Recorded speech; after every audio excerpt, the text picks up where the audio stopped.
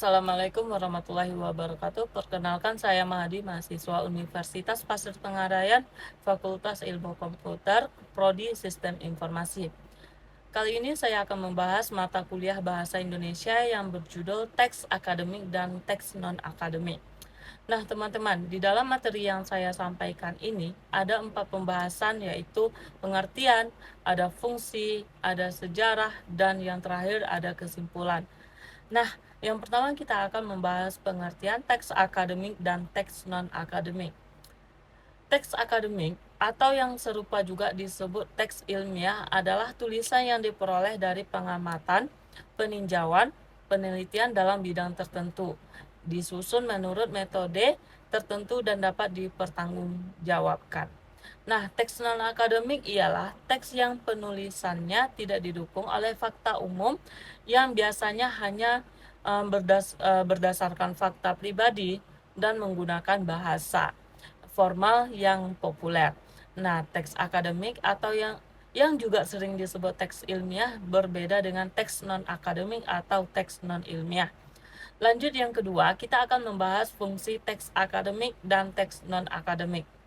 Nah, fungsi teks akademik ialah merupakan teks yang digunakan dalam lingkup dan untuk tujuan akademik atau dunia pendidikan. Nah, fungsi teks non-akademik ialah bekerja dengan cara sebaliknya. Teks ini digunakan di luar lingkup dan tujuan akademik atau dunia pendidikan. Oke, kita lanjut yang ketiga, yaitu sejarah teks akademik dan teks non-akademik.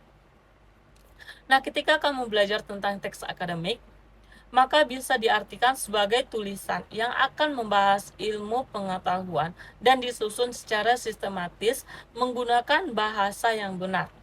Nah, sedangkan teks non-akademik ini segala sesuatu di luar yang bersifat hal-hal ilmiah dan tidak selalu terpaku pada teori tertentu.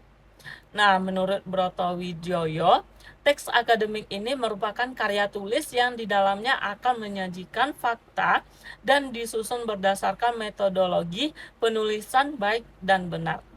Nah, teks akademik juga dikatakan sebagai pengembang ilmu pengetahuan, teknologi, dan seni yang diperoleh melalui kepustakaan. Oke, pengetahuan orang lain, dan lain sebagainya. Nah, di sini saya juga akan membahas ciri-ciri teks akademik dan teks non-akademik. Ciri-ciri teks akademik ialah yang pertama, teks akademik bersifat sederhana dalam struktur kalimat. Yang kedua, teks akademik dapat padat informasi. Yang ketiga, objektif. Yang keempat, netral. Yang kelima, sistematis. Yang keenam, logis. Ketujuh, menyajikan fakta atau bukan emosi atau perasaan. Dan yang terakhir, tidak pleonatis. Oke. Di sini juga kita akan membahas ciri-ciri teks non-akademik ialah yang pertama ditulis berdasarkan fakta pribadi, fakta yang disimpulkan subjektif, itu yang kedua. Yang ketiga, gaya bahasa konotatif dan populer. Yang keempat, tidak membuat hipotesis. Yang kelima, penyajian dibarengi dengan sejarah. Yang keenam, bersifat imajinatif. Yang ketujuh, situasi didramatisir. Yang kedelapan, bersifat persuasif. Dan yang terakhir, tanpa dukungan bukti. Nah, teman-teman, itulah ciri-ciri teks akademik dan teks non-akademik. Nah, teman-teman, kita lanjut di sini kita lanjut ya. Di sini saya juga akan membahas menyajikan teks akademik dalam berbagai genre makro. Yang pertama ada ulasan buku. Nah, di mana ulasan buku yang disebut timbangan buku adalah tulisan yang berisi tentang kritis terhadap buku yang dimaksud. Yang kedua yaitu proposal. Proposal merupakan tulisan yang berisi rancangan penelitian atau rancangan kegiatan. Nah, proposal dapat berupa proposal penelitian atau proposal kegiatan. Yang ketiga yaitu laporan. Nah, di mana dapat dikelompokkan menjadi laporan penelitian dan laporan kegiatan.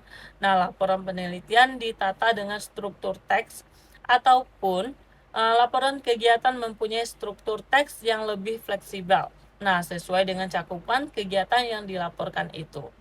Yang terakhir yaitu artikel ilmiah. Nah, artikel ilmiah ini dapat dikelompokkan menjadi artikel penelitian dan artikel konseptual.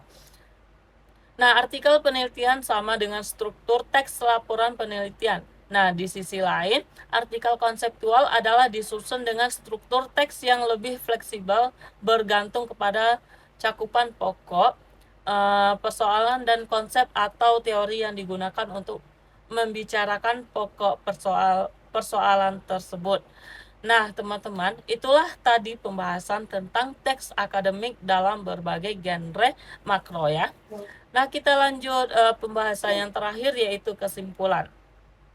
Nah, dari materi teks akademik dan teks non-akademik saya simpulkan yaitu teks akademik atau teks ilmiah adalah teks yang dapat dipertanggungjawabkan secara keilmuan karena berdasarkan pada keilmuan, sedangkan teks non-akademik atau teks non-ilmiah ialah karya yang penulisannya tidak didukung oleh fakta yang biasanya hanya berdasarkan fakta pribadi.